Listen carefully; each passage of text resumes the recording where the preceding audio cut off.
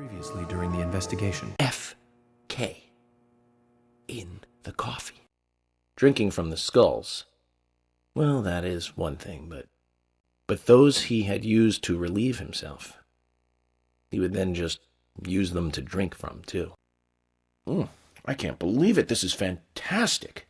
It's really good. This is Deadly Premonition, a game that's famous for being the single most polarizing game in existence. And as soon as I heard that, I knew I absolutely had to play it. Deadly Premonition is by a guy who goes by Swery. He's famous for making Spy Fiction, another game that no one ever played, and yes, I will be talking about that at some point, don't rush me.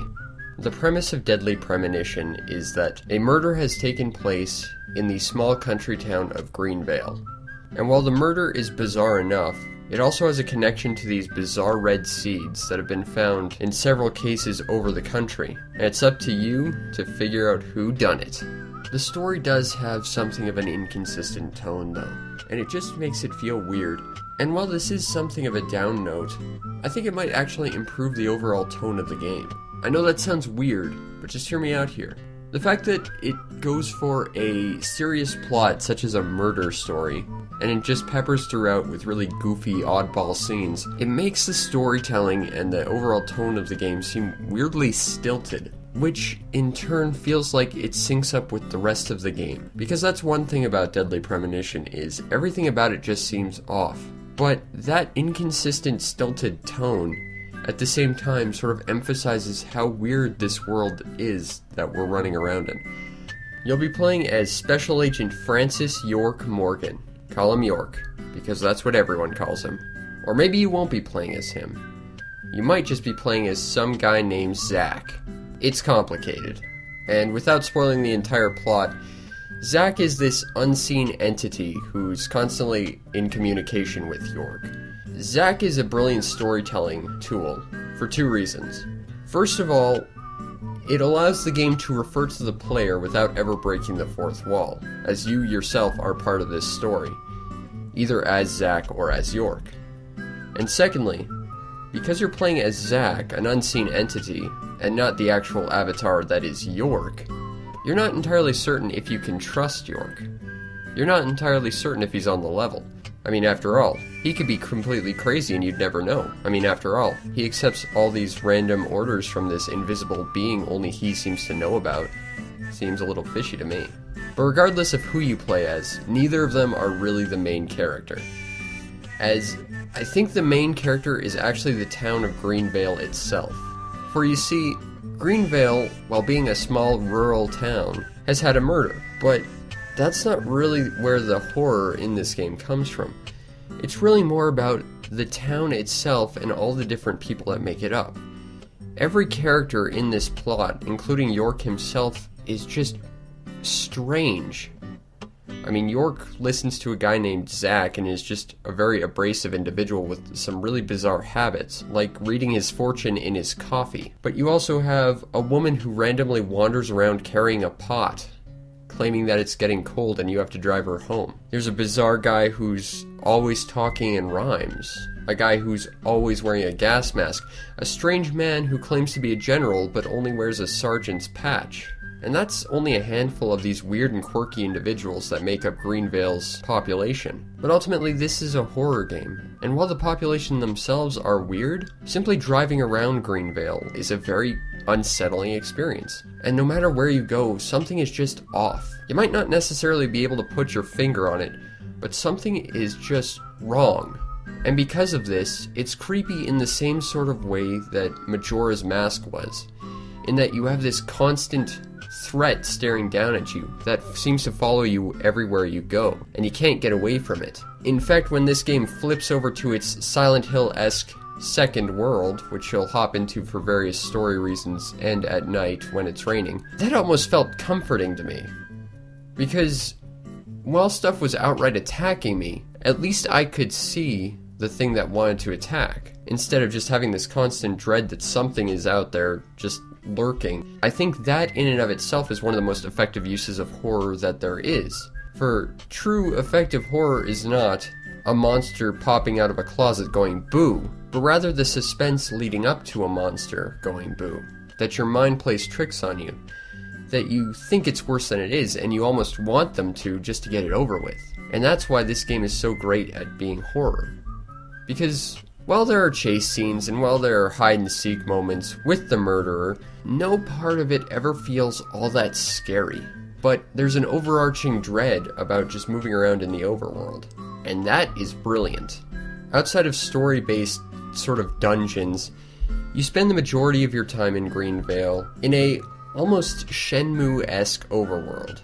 Every one of the citizens will wander around with their own agenda, going about their day, going to a diner to eat, going home to sleep, going to a bar after work, that sort of thing. It's really cool because every person has their own individual schedule. If you need to talk to them, you kind of have to know where they're going to be. One of the biggest problems being that the map you'd use to locate them is far too zoomed in. Now, to get around town, you're going to be driving around a lot, and like the standard control scheme, driving is very awkward. Your car doesn't handle like a car, more like a hippopotamus with wheels, but eventually you do get used to it, and the game gets a lot more fun. In addition, there's also certain life sim elements in this game, such as keeping York in good health. You have to make sure York is well rested and well fed, or else his health will plummet and he will die. You also have to make sure that his clothes get cleaned regularly, or he'll start attracting unwanted friends. And just look at this. You see this? This is awesome. This game has real-time beard-growing technology. I didn't even know that was a thing. This game has so many cool little touches that it definitely feels like there was a ton of passion involved in this project. Now, outside the overworld, you have story-based profiling missions.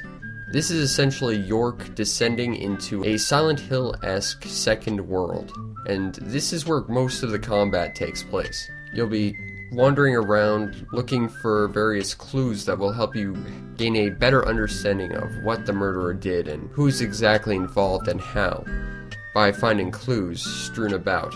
It's fairly linear and the combat's fairly weak, but you can sneak past most of the enemies, with the main exception being the invisible guys that kind of block off your path, but you only find about 5 or 6 of them, and they don't show up till near the end. The fighting was actually put in at the 11th hour, and it does show, as attacking enemies is kind of awkward, and most melee weapons have a durability meter, making them somewhat inefficient as weapons.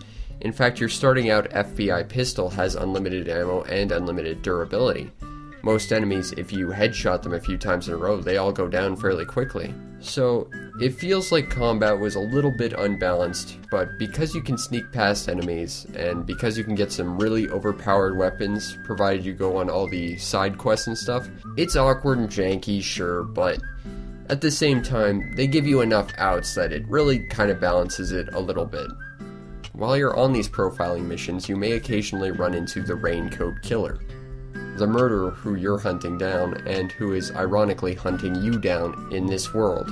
You usually have to run away with a QuickTime event, or alternatively, you have to hide in a fairly monotonous hide-and-seek mission. It's fairly simple. You pick a place to hide, you hold your breath when he comes to check, then he leaves.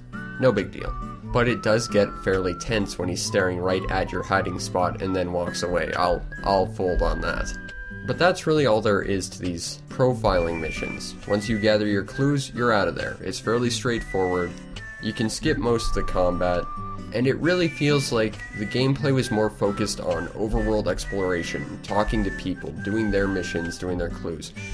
But I find it kind of ironic that this one mode is the one that's supposed to be horrifying and yet is actually more of a relief from the horror because you're getting away from that invisible, unseen creepiness that is the town of Greenvale. The soundtrack is incredibly well done. The main theme of the game is Life is Beautiful, which is this really upbeat, cheery song with a lot of whistling in the background, and it really does juxtapose the overall creepy tone of the game. But what's really cool is every vehicle in the game has its own unique song that tries to reflect the type of vehicle it is and its owner. So the sheriff's car that you get at the beginning of the game has this really cheesy sort of 70s cop action chase theme to it, which I thought was hilarious.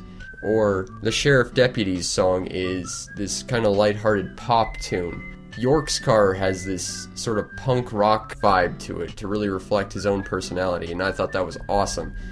I really have to applaud the sound design to this game. The voice acting is fairly well done. Most of it feels fairly stilted, so it sounds weird that I'm complimenting it, but it fits the overall just sort of off-key tone of the game. The one character that didn't feel like it was being voice acted in a stilted manner was the character of York. And I have to hand it to his voice actor, Jeff Kramer, because he did a really talented job with this character.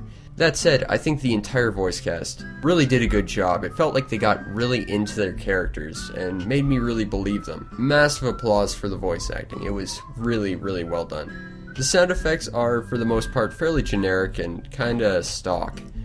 But that said, they do what they need to.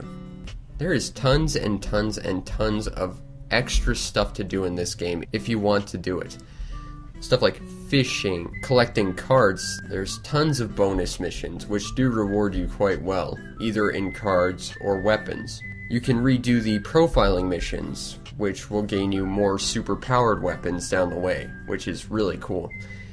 And speaking of weapons, there are tons of really crazy ones, such as a lightsaber, an unlimited firing submachine gun, an instant killing weed whacker. There is a flamethrower and a katana. There's no dinosaur. It did miss the trifecta on that one, but still, I have to give them props for their creative weapons. Looking back on it, Deadly Premonition shares a lot of problems with Resident Evil 4. Clumsy combat, awkward controls, tons of QuickTime events, but you know what? Deadly Premonition has it where it counts. It has a ton of character, an interesting and unique story. It has a completely different way to go about the story with its profiling. And it has a main character that actually has a personality instead of an inconsistently colored Ponzi haircut to substitute one. So you know what? I'm gonna recommend this game. Now, is this the perfect game? No. A lot of this game is really awkward. It felt like it didn't have very much of a budget, and it does show. But that said, Deadly Premonition is a fantastic game, and I think everyone should play this game. Not buying it, huh? Alright, let me put it another way. Deadly Premonition is like a ring of flowers growing around a train wreck. Yeah, there's a disaster, but the flowers are still nice. And then you realize that the train was filled with chocolate. And everyone cheers because everyone loves free chocolate. And if you don't love free chocolate, then you're insane. And of course, by free chocolate, I mean Deadly Premonition.